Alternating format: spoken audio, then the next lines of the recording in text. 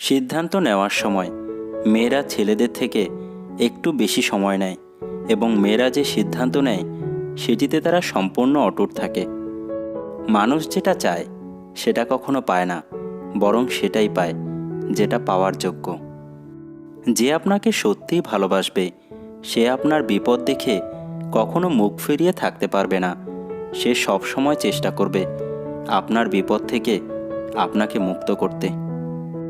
অপরদিকে যে ভালোবাসার অভিনয় করবে সে আপনার বিপদ দেখার পরেও চুপ করে থাকবে এবং সাহায্য করা তো দূরের কথা, বরং সে নিজের সমস্যার কথা আপনার কাছে তুলে ধরবে।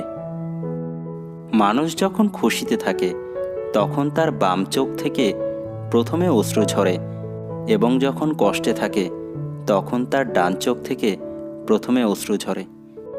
মানুষ অত্যাধিক খুশিতে কেঁদে ফেলে, আবার অনেক কষ্ট পেলেও কেঁদে ফেলে। 91% মেয়েরা তাদের নিজেদের শরীর নিয়ে খুশি থাকে না, তাই অধিকাংশ মেয়েরা ডায়েটিংয়ের সাহায্য নিয়ে থাকে। একটি রিসার্চ থেকে জানা যায় ছেলেদের থেকে মেয়েদের ইন্দ্রিয়গুলি বেশি অ্যাক্টিভ হয়। যখন দুটি মানুষ মেসেঞ্জার বা হোয়াটসঅ্যাপের মাধ্যমে চ্যাট করে তখন তাদের মধ্যে ভুল বোঝাবুঝির সম্ভাবনা অনেক বেশি থাকে, কিন্তু সেটি ফোন কলের মাধ্যমে ততটা হয় না।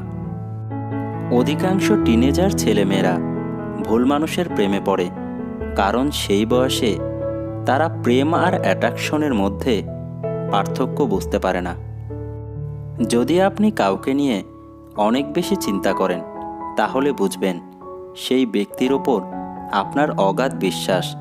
যার ওপর বিশ্বাস থাকে তাকে নিয়ে মানুষ একটু বেশি চিন্তা করে।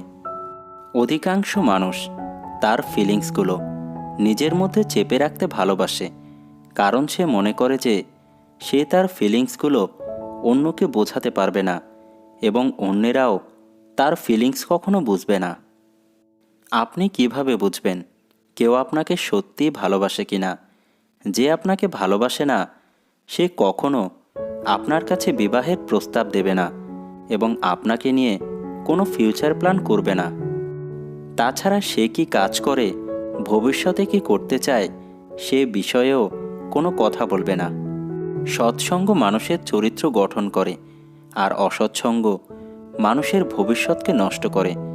তাই সব সময় চেষ্টা করুন সৎ মানুষের সঙ্গে থাকার আর অসৎসঙ্গ ত্যাগ করুন।